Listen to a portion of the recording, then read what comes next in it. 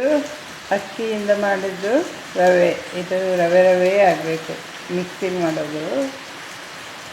ಆಮೇಲೆ 1 ಕಪ್ಪು ತೆಂಗಿನಕಾಯಿ, ಆಮೇಲೆ ಸ್ವಲ್ಪ ಕಡಲೆಬೇಳೆ, ಆಮೇಲೆ ಸಣ್ಣ ಕಟ್ ಮಾಡಿರೋದು ಕರಿಬೇವು, ಆಮೇಲೆ ರುಚಿಗೆ ತಕ್ಕಷ್ಟು ಉಪ್ಪು. ಫಸ್ಟು ಉಪ್ಪು ಹಾಕಬೇಕು. ಉಪ್ಪು ಹಾಕಿ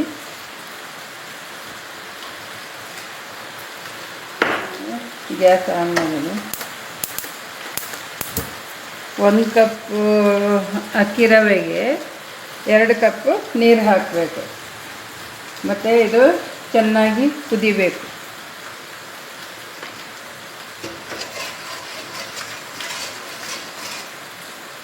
ನೀರು ಕುದೀತಾ ಇದೆ.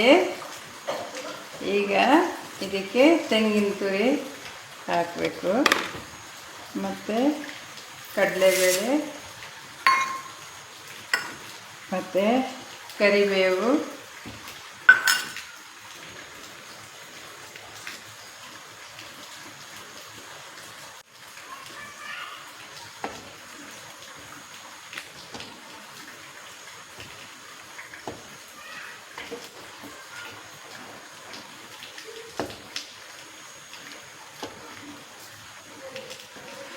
ಇದೆಲ್ಲ ಚೆನ್ನಾಗಿ ಮಿಕ್ಸ್ ಆದಮೇಲೆ ಅಕ್ಕಿ ರವೆ ಹಾಕಬೇಕು ಇದಕ್ಕೆ.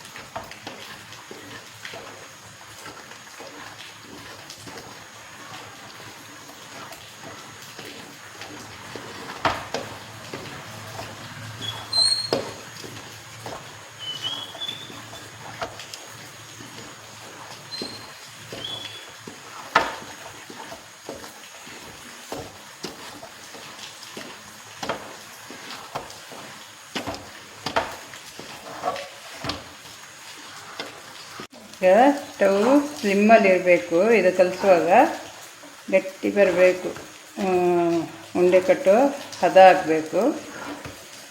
ಉಂಡೆ ಸರಿ ಬರಬೇಕಲ್ಲ, ಹಾಗೆ ಗಟ್ಟಿಯಾಗಬೇಕು.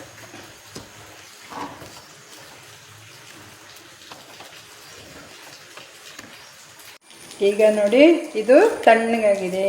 ತಣ್ಣಗಾದ್ಮೇಲೆ ಇದನ್ನು ನಮಗೆ ಯಾವ ಆಕಾರ ಬೇಕೋ ಆ ಆಕಾರಕ್ಕೆ ಉಂಡೆ ಮಾಡಬೇಕು. ಉಂಡೆ ಮಾಡಿ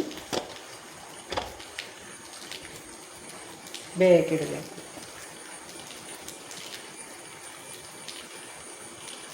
ಹೇಗೆ ಉಂಡೆ ಇಡ್ಲಿ ಪಾತ್ರೆಯಲ್ಲಿ ಬೇಯಕ್ಕಿಡೋದು.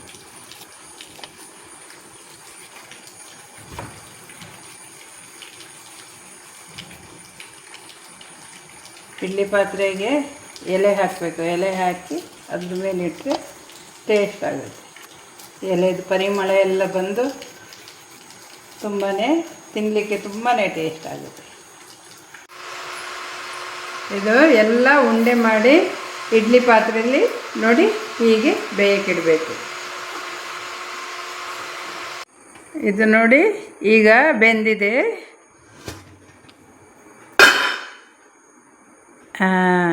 ರುಚಿಯಾದ ಮಸಾಲೆ ಕಡುಬು. ಎಲ್ಲ ಇದು ತಿಂಡಿ ಹಬೆಯಲ್ಲಿ ಬೇಯೋದ್ರಿಂದ ಹೆಲ್ತಿಗೆಲ್ಲ ಬಹಳ ಒಳ್ಳೆಯದು. ಮತ್ತು BP ಶುಗರ್ ಇರೋರಿಗೆ ಎಲ್ಲರಿಗೂ ತುಂಬಾ ಒಳ್ಳೆಯದು. ಮತ್ತು ತಿನ್ನಲಿಕ್ಕೂ ತುಂಬ ರುಚಿಯಾಗಿರುತ್ತೆ. ಕಡುಬಿನ ಜೊತೆಯಲ್ಲಿ ಮೀನು ಸಾರಿದ್ರೆ ಒಳ್ಳೆಯದಾಗುತ್ತೆ. ಮತ್ತು ಚಟ್ನಿಲೂ ತಿನ್ಬೋದು. ಮತ್ತು ಚಿಕನ್ ಸಾರಾಗಲಿ ಮಟನ್ ಸಾರಾಗಲಿ ಯಾವ ಸಾರಾದರೂ ಓಕೆ.